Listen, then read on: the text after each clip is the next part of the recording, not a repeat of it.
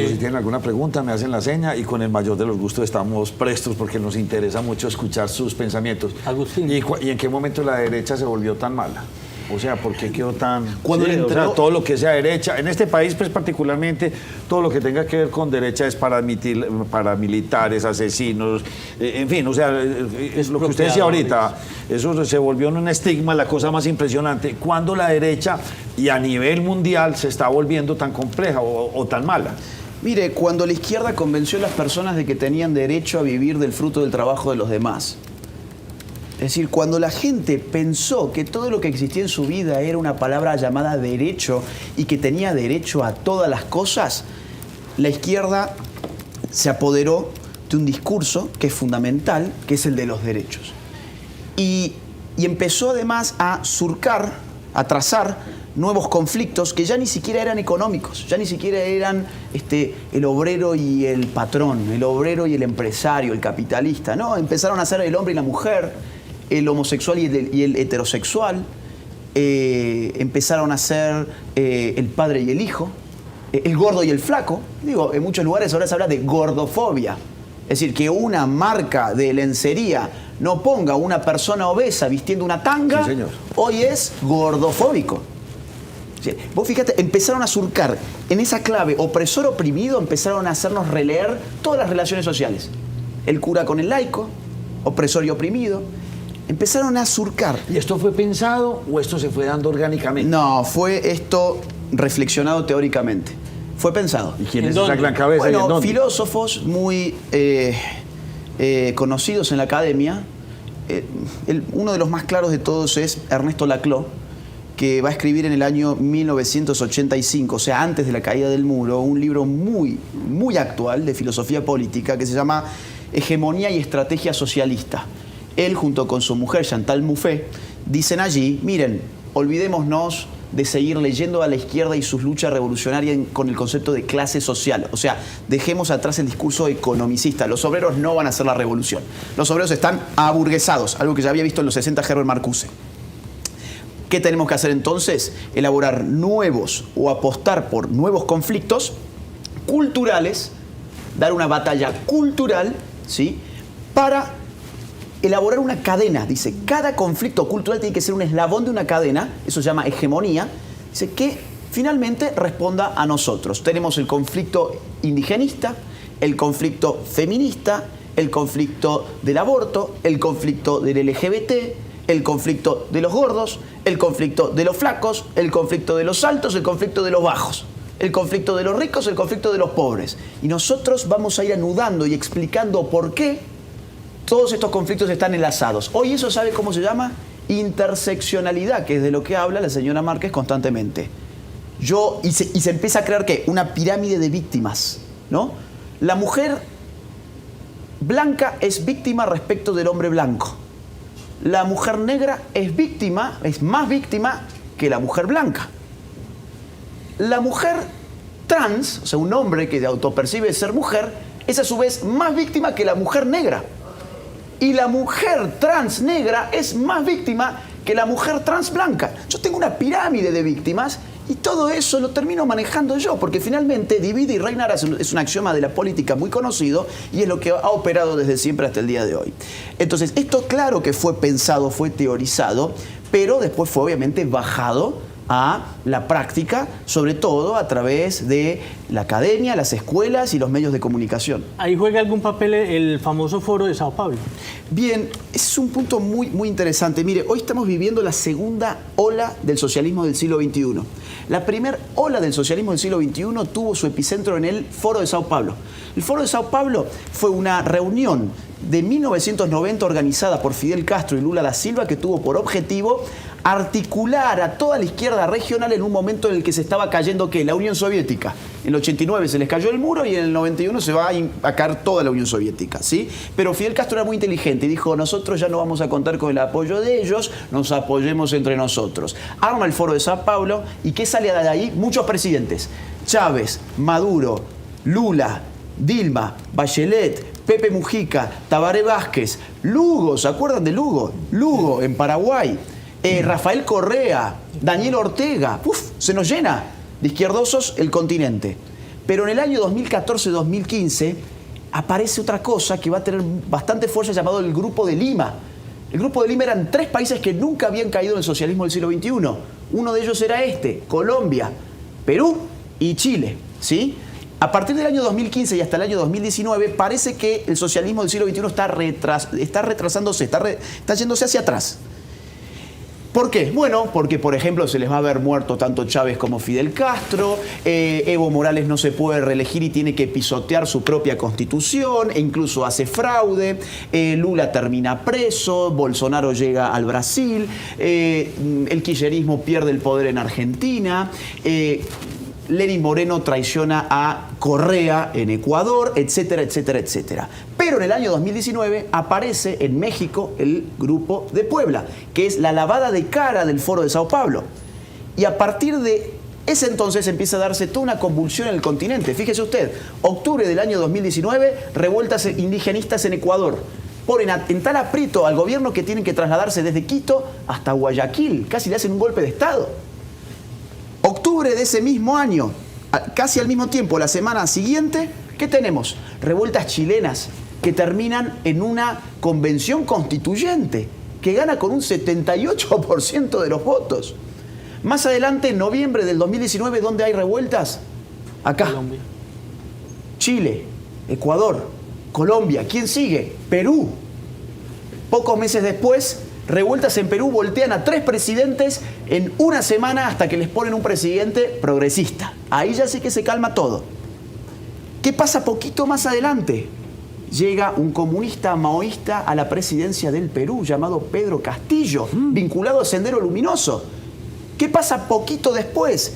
Llega el señor Boric a ganar la segunda vuelta en Chile, un comunista. ¿Y qué está pasando ahora en Colombia? Bueno, las encuestas indican que un señor llamado Petro le está yendo muy bien. El Grupo de Lima, entonces, ¿en qué terminó? En socialismo del siglo XXI en su segunda ola. Entonces, ya no es Foro de Sao Paulo. Hoy es Grupo de Lima articulado desde México, con el señor López Obrador. ¿Por qué manifiesta usted que Francia Márquez es lo peor?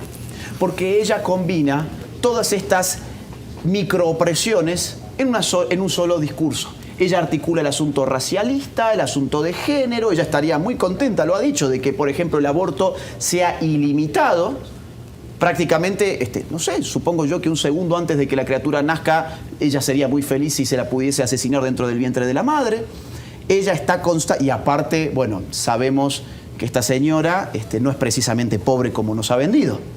Y aún así, se ha puesto en el lugar del pobre, una cosa que para mí es criminal, que un rico se ponga en el lugar del pobre y que utiliza la pobreza de esa manera para hacer propaganda política, mientras está llorando por todos lados. Llora porque es de color, llora porque es mujer, llora porque hay que hablar con la E para que ella esté contenta, llora porque supuestamente es pobre hasta que se le encuentra que muy pobre no es. Pero ese discurso gusta y va calando.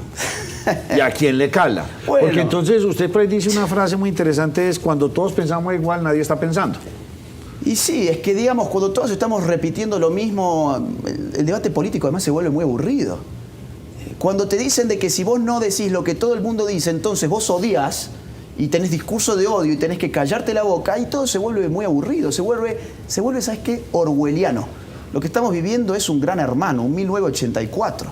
Es una cosa asfixiante, intolerable. ¿Sabes por qué? Porque en verdad no hay nada más intolerable que la intolerancia de quienes se dicen tolerantes. Estas personas se creen que son los tolerantes, los diversos, los abiertos, los plurales, pero después van a una feria de libros y arrojan proyectiles contra un conferencista que les llenó la Filbo. Y le pegan a una chica, esto sí lo quisiera denunciar acá públicamente. El proyectil que lanzaron, que era una botella con agua, ¿sí?, de este tamaño, se la pegaron a una chica contra la nuca, ¿sí? Se la dieron contra la nuca. Y eso está filmado. En mis redes sociales está filmado. Ustedes imagínense si hubiese sido al revés. Supongamos que esto se dio en la presentación del libro que le escribieron. O sea, hay que ser un poco tonto para pensar que Petro escribió su propio libro. Se lo escriben. El señor está en campaña política. Él no escribe su propio libro. Él le paga a alguien para que le escriba el libro y él pone su firma, ¿sí? Así es como funciona esto. Entonces la gente que compró su libro sepa, no han comprado nada que haya escrito ese señor, ¿sí? Supongamos que una persona de... ¿Cómo? El mismo proyectil en ese otro escenario. ¿Qué pasa? Fíjese, que le pegara a una mujer, a una feminista, y el proyectil se lo lanzó usted. Supóngase, usted hoy estaría preso. Y ¿Qué todos pasó los ese medios día? estarían hablando durante una semana de usted. ¿Qué pasó ese día cuando le cae esta botella con agua a la mujer? ¿Quién entra en defensa de Mire, ella o qué sucede? Había 1.800 personas haciendo fila para firmar el libro y nosotros somos personas de paz. La derecha representa al hombre de paz. Y nadie de esas personas fueron a atacar. Y miren que eran 5.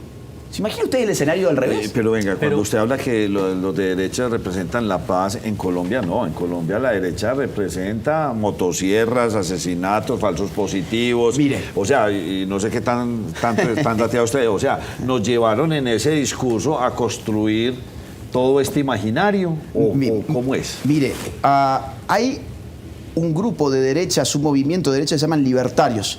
Ellos se representan como una serpiente. Doña Gloria está ahí metida. No, doña es progre, es progresista. Ella dice que es libertaria, pero... Gloria Álvarez la... Sí, pero ella... la- Todos los temas culturales se daría la mano con Francia Márquez. Ah, bueno, entonces sí. Entonces, mire, la serpiente libertaria es una buena serpiente, una serpiente de paz. A menos que uno la pise. Si uno la pise, la serpiente va a reaccionar, ¿sí? Entonces, claro, la derecha no quiere desorden, no quiere violencia, pero si hay violencia, la derecha respeta a sus fuerzas armadas, a sus fuerzas del orden Las instituciones. y las instituciones que están para garantizar la seguridad. Quien convulsiona socialmente a la sociedad suelen ser las izquierdas. Los ataques terroristas, las guerras de guerrillas, las revoluciones armadas, siempre generan una reacción evidentemente violenta, pero porque vos pisás a la serpiente y la serpiente te va a picar. En últimas, el problema no es que la izquierda es muy juiciosa en su discurso y en todo, y la derecha no lo es.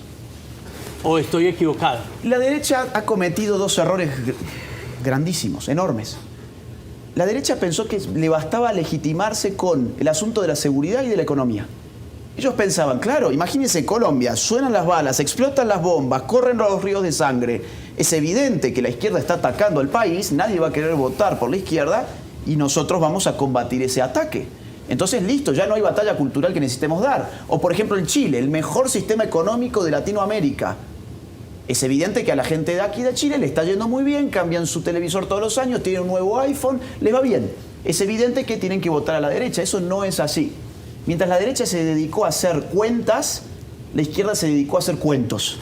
Y a la gente le gustan a largo plazo más los cuentos que las cuentas.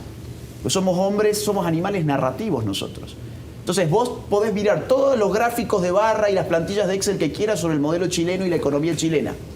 Pero si a vos te vienen a meter en la cabeza un cuento, quizás terminás votando por una nueva constitución para destrozar ese sistema económico.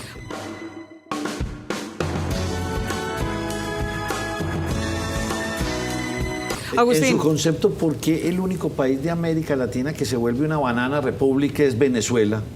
¿Por qué fue nada más ese país? ¿O existe una No. tendencia que tengamos mucho más banana republic en América Latina? Porque usted mira a AMLO en México y uno diría, pues listo, es de izquierda, pero está respetando en su medida. Ve uno algunos casos, en Argentina no han caído en ese hueco tan profundo, en Brasil tampoco. ¿Por qué Venezuela sí? ¿Y qué posibilidad tenemos de que el resto también caigamos a...? Mire, yo le diría, dele tiempo a México. López Obrador controla todos los poderes, salvo el poder electoral, y ahora ha hecho una pantomima de elección para que el pueblo lo vuelva a votar, ¿sí? Sabiendo que no iba a darle la cantidad de padrón electoral que le hacía falta, ¿sí? Para que eso tuviese validez había que superar, si mal no recuerdo, entre un 40 y un 50%. Y él sabía que la gente iba a votar un 20%. Lo hizo para hacer una pantomima de elección, para después decir que el poder electoral no sirve y poder intervenirlo. Es decir, esperemos un poquito con López Obrador porque falta todavía por ver. El kirchnerismo ha traído en Argentina una república bananera. En el kirchnerismo se han cargado un fiscal que denunció a la señora Cristina Kirchner. Lo han matado. En Argentina hoy tenemos un 80% de inflación. En Argentina, como le digo, han destruido nuestra moneda. La brecha cambiaria que hay es insoportable. Entonces, no es una cosa solo de Venezuela. Ahora, en Venezuela, ¿por qué sí es cierto que es más agudo? Porque lo han hecho desde las Fuerzas Armadas. Entonces, nunca han tenido ese miedo de decir, oigan, no controlamos a las Fuerzas Armadas. Fíjense Evo Morales. ¿Por qué Evo Morales se tiene que ir después de hacer fraude? Porque le pide a sus Fuerzas Armadas que salgan a reprimir al pueblo Y le dijeron que no. Y él se dio cuenta, no cuento con las Fuerzas Armadas. Entonces, ¿por qué Venezuela sí? Sobre todo porque esa mafia en Venezuela partió de las Fuerzas Y más Armadas.